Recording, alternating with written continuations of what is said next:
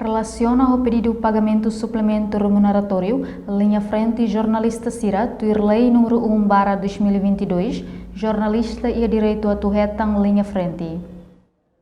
Declaração foi o coordenador secretariado técnico fundo Covid-19 Recência, Salomão Joaquim, foi lançamento portal FON e a salão auditorium Ministério Finanças, a Itara Clarandili, sexta-feira, semana 2020 né, ita hadir jornalista serne hamutu 216 pessoas.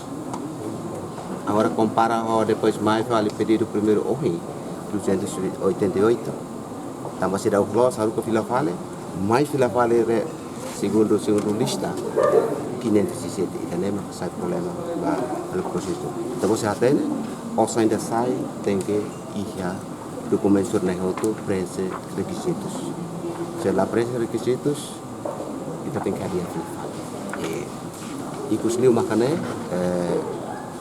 jornalista sih tuirlei ne bekedeha sira ia direito mutlak para atu direito para atu se idane maka informação tambah sira na beker label heta tingkah dia sira na beker bas jornalista ne parte idar sini dehantiona para atu halo proses importante sira nene sirnia documentos requisitos completo idane.